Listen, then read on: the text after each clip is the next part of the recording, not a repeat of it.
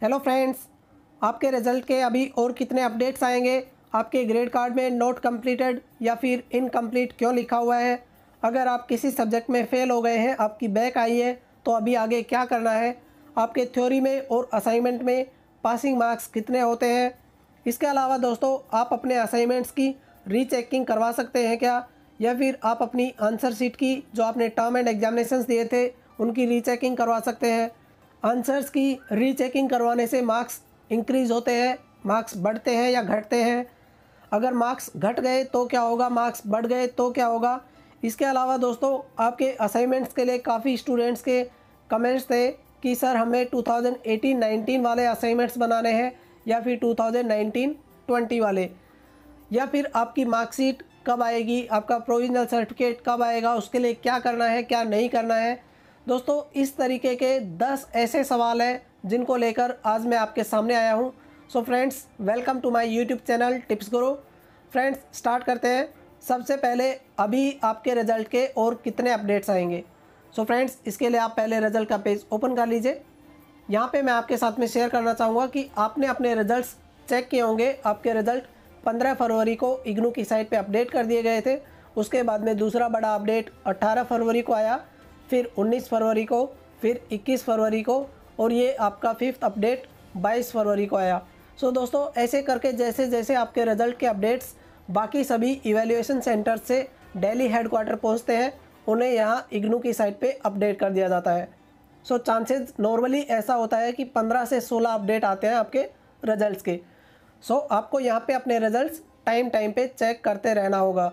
दोस्तों, आप अपने रिज़ल्ट की अपडेट्स के लिए मेरा चैनल सब्सक्राइब कर सकते हैं, और सब्सक्राइब करने के बाद में इस बेल आइकन को प्रेस करना ना भूलें, ताकि जैसे ही आपकी रिज़ल्ट की कोई बड़ी अपडेट आएगी तो यहाँ पे मैं आपको इन्फॉर्म करने की पूरी कोशिश करूँगा। फ्रेंड्स, अभी बात करते हैं दूसरे क्वेश्चन के बारे में। आप में से काफ़ी ऐसे स्टूडेंट्स हैं जिनका इस टाइप का क्वेश्चन है कि हमारे ग्रेड कार्ड में नोट कंप्लीटेड लिखा हुआ है, या फिर कोई ऐसे स्टूडेंट है जिनको लगता है कि यहाँ पे असाइनमेंट में भी वो पास है और उनके थ्योरी में भी वो पास है, फिर भी नोट कंप्लीटेड क्यों लिखा हुआ है। दोस्तों, मैं आपको बताना चाहूँगा कि आपको अपने ग्रेड कार्ड के लिए असाइनमेंट में और थ्योरी में अलग अलग पास होने की ज़रूरत है।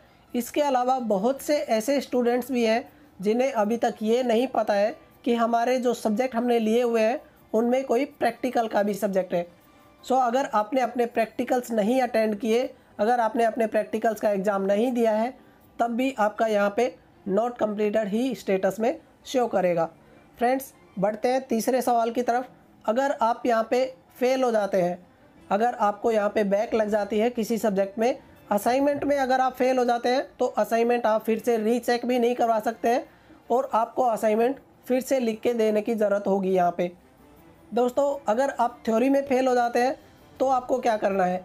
पहली चीज़ तो यहाँ पे आप अपने टर्म एंड थ्योरी के जो मार्क्स हैं, अगर आपको लगता है कि मार्क्स कम आए हैं या फिर आप फेल हो गए हैं, तो ऐसे दोनों ही केस में आप री इवैल्यूएशन का सहारा ले सकते हैं। दोस्तों, इसे आप रीचेकिंग बोल सकते हैं। इसके लिए आपको एक फॉर्म फिलअप करना होगा एंड उसे अपने इवैल्यूएशन सेंटर भेजना होगा। उसके लिए आपको 750 रुपीज़ पर सब्जेक्ट पे करने की ज़रूरत है। इसके लिए पर्टिकुलर सभी अलग अलग जो भी आपके स्टडी सेंटर्स होते हैं, जो आपके एग्ज़ाम सेंटर्स होते हैं, उनके लिए अलग अलग इवैल्यूएशन सेंटर होते हैं। इवैल्यूएशन सेंटर मतलब जहाँ पे आपकी नोटबुक्स चेक की जाती हैं। सो दोस्तों, उसके लिए एक वीडियो मैंने अलग से बनाई हुई है, आप उसे ध्यानपूर्वक ज़रूर देख लीजिएगा। फ्रेंड्स, नेक्स्ट सवाल ये कि री इवैल्यूएशन करवाने से क्या हमारे मार्क्स बढ़ सकते हैं? सो दोस्तों, यहाँ पे आपके माइंड में कुछ इस टाइप के कन्फ्यूजन्स भी होते हैं कि मैंने अगर री इवैल्यूएशन करवा लिया तो मेरे मार्क्स अगर घट गए तो क्या होगा। सो मैं आपको बताता हूँ कि री इवैल्यूएशन का फ़ायदा क्या है। दोस्तों, अगर आपने री इवैल्यूएशन करवाया तो अगर आपके मार्क्स गलती से घट भी गए, तब भी आपके जो ज़्यादा वाले मार्क्स होंगे वो ही आपके ग्रेड कार्ड में शो करेगा। अगर आपके मार्क्स बढ़ जाते हैं तो जो बढ़े हुए मार्क्स होंगे उन्हें ग्रेड कार्ड में अपडेट कर दिया जाता है। और ऐसा बहुत बार होता है, जिन स्टूडेंट्स को ये लगता है कि उनके एग्ज़ाम्स काफ़ी अच्छे गए थे, वो यहाँ पे रीवैल्यूएशन का सहारा लेते हैं और उनके मार्क्स यहाँ पे आप विश्वास नहीं करेंगे डबल तक भी इंक्रीज़ हो जाते हैं। जैसे कि मैंने आपको बता दिया है कि आप अपने असाइनमेंट की रीचेकिंग नहीं करवा सकते हैं, आप सिर्फ अपने टर्म एंड थ्योरी के मार्क्स की ही रीचेकिंग या फिर रीवैल्यूएशन करवा सकते हैं। फ्रेंड्स, अभी बात करते हैं नेक्स्ट क्वेश्चन की। आप में से काफ़ी ऐसे स्टूडेंट्स हैं जिन्हें अभी तक अपना परसेंटेज कैलकुलेट करने का आइडिया नहीं है। जबकि मैंने आपको एक वीडियो में साफ साफ समझाया है कि आपके ये जो असाइनमेंट के मार्क्स हैं और आपके ये जो ग्रेड कार्ड में टर्म एंड थ्योरी वाले मार्क्स शो कर रहा है, ये दोनों ही मार्क्स आपके आउट ऑफ 100 लिखे हुए हैं। आपको यहाँ पे टोटल अपने जितने भी सब्जेक्ट्स हैं उनको 100 100 100 ऐसे करके प्लस कर लीजिए, और थ्योरी वाले को भी इसी तरीके से आप ऐड ऑन करके और इनका परसेंटेज कैलकुलेट कर सकते हैं। आपका जो असाइनमेंट के मार्क्स हैं उन्हें आपको 30% बना करके कैलकुलेट करना है, और आपके जो टर्म एंड थ्योरी के मार्क्स हैं इन्हें 70% बना के कैलकुलेट करना है। किस तरीके से कैलकुलेशन करनी है इसके लिए मैंने एक वीडियो बनाई थी, उसमें मैंने यहाँ पे आपको 5 सब्जेक्ट के तरीके से समझाया था। लेकिन आप में से काफ़ी ऐसे स्टूडेंट्स हैं जिनका इस टाइप का भी सवाल है कि अगर हमारे 4 सब्जेक्ट हुए तो हम किस तरीके से करेंगे। सो दोस्तों सिंपल है कि जैसे मैंने 5 सब्जेक्ट का यहाँ पे 500 मार्क्स लिया था, उसी तरीके से आप अपने 4 सब्जेक्ट के लिए 400 मार्क्स ले सकते हैं। सो फ्रेंड्स, अभी बात करते हैं नेक्स्ट सवाल की। जैसे आप में से काफ़ी ऐसे स्टूडेंट्स हैं जिन्होंने जून 2018 में या फिर दिसंबर 2018 में अपने टर्म एंड एग्ज़ाम्स दिए होंगे, मतलब उनकी डिग्री कंप्लीट हो गई है। या फिर कोई ऐसे स्टूडेंट्स भी होंगे जिनके आगे जून 2019 में डिग्री कंप्लीट होने वाली होगी। सो दोस्तों, अगर आपके ग्रेड कार्ड में आपके स्टेटस में सभी सब्जेक्ट्स के सामने कंप्लीटेड लिखा हुआ है तो ये समझ लीजिए कि आपका डिग्री कंप्लीट हो गया है। तो फिर आपका नेक्स्ट सवाल ये होता है कि हमारी मार्कशीट या फिर प्रोविजनल सर्टिफिकेट हमारे होम एड्रेस पे कब आएगा, या फिर हमें इग्नू के सेंटर से जाके कलेक्ट करना है। सो दोस्तों, इसके लिए मैं आपको बता देता हूँ कि first year second year graduation के जो फर्स्ट ईयर और सेकेंड ईयर वाले स्टूडेंट्स हैं उनकी मार्कशीट उनके होम एड्रेस पे नहीं भेजी जाती है। जब आपकी डिग्री कंप्लीट हो जाती है उसके बाद में ही आपकी जो मार्कशीट रहती है और आपका एक प्रोविजनल सर्टिफिकेट, इन दोनों को विद इन 45 डेज़ आपके होम एड्रेस पे भेज दिया जाता है। जिस दिन आपके रिजल्ट यहाँ पे कंप्लीट हो जाते हैं उसके विद इन 45 डेज़ भेज दिया जाता है। अगर गलती से आपका होम एड्रेस गलत है या फिर मार्कशीट रिटर्न आ जाती है तो ऐसे केस में आप अपने रीजनल सेंटर से जाके अपना मार्कशीट कलेक्ट कर सकते हैं। फ्रेंड्स, नेक्स्ट सवाल की अभी बात करते हैं कि असाइनमेंट बनाने के लिए 2018-19 वाले बनाने हैं या फिर 19-20 वाले। सो दोस्तों, असाइनमेंट के लिए ना आप पहले तो असाइनमेंट का पेज ओपन कर लीजिए। इसी पेज में ही आपको आपके जितने भी कोर्सेज इग्नू की तरफ से करवाए जाते हैं उन सभी के असाइनमेंट्स के लिए यहाँ पे लिंक दिया हुआ है। आप यहाँ पे अपना प्रोग्राम सेलेक्ट कर लीजिए। आप उसे जैसे ही क्लिक करेंगे तो नेक्स्ट पेज में आ जाएंगे। जैसे यहाँ मैं आपको BDP BA वाले स्टूडेंट्स के लिए दिखा देता हूँ। आप जैसा देख पा रहे हैं सेशन 2018-19, मतलब दोस्तों ये उन सभी स्टूडेंट्स के लिए क्वेश्चन पेपर यहाँ पे अपलोड किए गए हैं जिन्होंने जुलाई 2018 या फिर जनवरी 2019 में अपना एडमिशन लिया है। सो दोस्तों, अगर आप यहाँ पे एक कोई भी क्वेश्चन पेपर भी डाउनलोड करके देखते हैं तो इसमें यही लिखा हुआ है, जैसे BEGF 101 का ये क्वेश्चन पेपर है, जुलाई 2018 एंड जनवरी 2019 सेशन। अगर आप इसी क्वेश्चन पेपर में ही नीचे देखते हैं तो यहाँ पे जून एग्जामिनेशन के लिए लिखा हुआ है 31 मार्च, दिसंबर एग्जामिनेशन के लिए 30 सितंबर। जून में कौन एग्ज़ाम देंगे? जिन स्टूडेंट्स ने जुलाई 2018 में एडमिशन लिया था, या फिर जो नेक्स्ट सेशन में जुलाई में एडमिशन लेंगे तो उनको नेक्स्ट ईयर जून में एग्ज़ाम देना होगा। तो इसके लिए आपको 31 मार्च एक लास्ट डेट दी जाती है अपने असाइनमेंट्स सबमिट करने के लिए। इसी तरीके से जनवरी 2019 सेशन में जो स्टूडेंट्स अपना एडमिशन लिए हैं उनको अपने असाइनमेंट्स 30 सितंबर तक अपने स्टडी सेंटर में जमा करने होंगे। फ्रेंड्स, यहाँ पे एक नोट लिखा हुआ है, आप इस नोट को ध्यानपूर्वक पढ़ के और अपने असाइनमेंट्स के लिए तैयारी स्टार्ट कर दीजिएगा।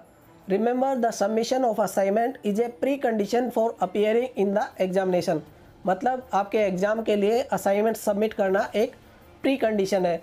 If you do not submit the assignment on time you will not be allowed to appear in the examination. आप अगर टाइम पे अपने असाइनमेंट्स जमा नहीं कर पाते हैं तो आपको अपने एग्ज़ाम्स में बैठने की अनुमति नहीं दी जाएगी। सो फ्रेंड्स, अभी बात करते हैं आपके क्वेश्चन के रिगार्डिंग कि आपको अपने असाइनमेंट्स किस तरीके से बनाना है। असाइनमेंट बनाने के लिए मैंने काफ़ी अलग अलग वीडियोस बनाई हुई है, आप एक बार उन वीडियोस को ज़रूर देख लीजिएगा। बेसिकली आपको प्रैक्टिकल शीट्स, जो एक तरफ में प्लेन पेपर होता है और एक तरफ में लाइनदार, या फिर जो A4 साइज़ का जीरोक्स पेपर होता है, आप उसमें भी अपने असाइनमेंट्स बना सकते हैं। दोस्तों, आपको यहाँ से अपने क्वेश्चन पेपर डाउनलोड करने हैं, उन्हें जिस तरीके से आप एग्ज़ाम देते हैं उसी तरीके से सोल्व करके और अपने स्टडी सेंटर में जमा करना होता है। अभी आप में से काफ़ी ऐसे स्टूडेंट्स हैं जिनको अभी तक इग्नू की तरफ से बुक्स या फिर स्टडी मटेरियल नहीं मिला है। सो ऐसे केस में आप अपने असाइनमेंट्स कैसे बनाएंगे, उसके लिए भी मैंने बताया था कि आप या तो गूगल की सहायता से मतलब इंटरनेट से अपने आंसर्स ढूंढ के और उन्हें लिख सकते हैं, या फिर आप हेल्प बुक्स खरीद सकते हैं, या फिर इसके अलावा आप पुराने जो असाइनमेंट्स हैं वो काफ़ी ऐसी वेबसाइट्स हैं जहाँ पे आपको पुराने असाइनमेंट्स मिल जाते हैं, आप वहाँ से उन्हें पढ़ के लिख सकते हैं। सो फ्रेंड्स, आप में से काफ़ी ऐसे स्टूडेंट्स भी हैं जिनके पास में ना ही तो हेल्प बुक्स है, ना ही वो नेट की सहायता से लिख सकते हैं। सो ऐसे स्टूडेंट्स के लिए मैंने एक लास्ट ऑप्शन बताया था कि आप अपने असाइनमेंट्स का सोल्ड आंसर शीट्स कहीं से खरीद सकते हैं, मतलब सोल्ड असाइनमेंट्स खरीद सकते हैं। फ्रेंड्स, नेट पे भी काफ़ी अलग अलग वेबसाइट्स है आप जहाँ पे अपने असाइनमेंट्स के लिए ऑर्डर करके और उनके सोल्ड असाइनमेंट्स खरीद सकते हैं। अगर आप चाहें तो मुझसे भी सोल्ड असाइनमेंट्स खरीद सकते हैं। आप सोल्ड असाइनमेंट्स खरीदने के लिए मुझे व्हाट्सएप पे कांटेक्ट कर सकते हैं, वहाँ पे उसके लिए पेमेंट करके, और जैसे ही पेमेंट कर देंगे तो उसका मैं PDF आपको व्हाट्सएप पे या फिर आपके ईमेल पे भेज सकता हूँ। फ्रेंड्स, अभी बात करते हैं लास्ट क्वेश्चन, इस वीडियो का 10th क्वेश्चन, कि हम अपने असाइनमेंट्स कहाँ से लिखें, इनके आंसर कहाँ से लिखें या फिर क्वेश्चन पेपर कहाँ से डाउनलोड करें। सो दोस्तों, क्वेश्चन पेपर डाउनलोड करने के लिए भी मैंने आपको बता दिया। आप सिंपली ये असाइनमेंट का पेज ओपन कर लीजिए, इसी में आपको अपना प्रोग्राम सेलेक्ट करना है। प्रोग्राम सेलेक्ट करने के बाद में आपको यहाँ पे अपना पर्टिकुलर सब्जेक्ट दिखाई देगा, उस सब्जेक्ट कोड को आप क्लिक करके और अपना क्वेश्चन पेपर डाउनलोड कर सकते हैं। फ्रेंड्स, ये थे आज के 10 ऐसे बड़े सवाल जो कि नॉर्मली हर कोई स्टूडेंट का इस टाइप का कन्फ्यूज़न होता है। सो अगर आपका कोई इससे हटके सवाल है, आपका कुछ अलग टाइप का क्वेरी है, तो आप मुझे कमेंट बॉक्स में कमेंट करके पूछ सकते हैं। मैं पूरी कोशिश करूँगा आपको हेल्प करने के लिए। दोस्तों, अगर आपको ये वीडियो पसंद आई हो तो आप इस वीडियो को लाइक कीजिएगा और अपने दोस्तों के साथ में ज़्यादा से ज़्यादा शेयर करें, सो दैट किसी भी स्टूडेंट का इस टाइप का बिल्कुल भी कन्फ्यूजन ना रह जाए, जिसकी वजह से आपका यहाँ पे टाइम वेस्ट हो, या फिर कन्फ्यूजन की वजह से आपके मार्क्स कम आ जाए, या फिर कन्फ्यूजन की वजह से आप यहाँ पे रीइवैल्यूएशन का सहारा ना ले सकें। क्योंकि काफ़ी ऐसे स्टूडेंट्स हैं जिन्हें रीइवैल्यूएशन के बारे में नहीं पता है, या फिर अपने असाइनमेंट्स किस तरीके से बनाने हैं कोई आइडिया नहीं है। काफ़ी जो नए स्टूडेंट्स होते हैं जो बाकी यूनिवर्सिटी से यहाँ पे इग्नू में नया एडमिशन लेते हैं, उन सभी के लिए यहाँ पूरी जानकारी इस वीडियो में मैंने कवर करने की कोशिश की है। फ्रेंड्स, इसी टाइप की और इन्फॉर्मेशंस के लिए please subscribe my channel and press this bell icon for the latest educational tips. Thank you friends. Keep watching Tips Guru.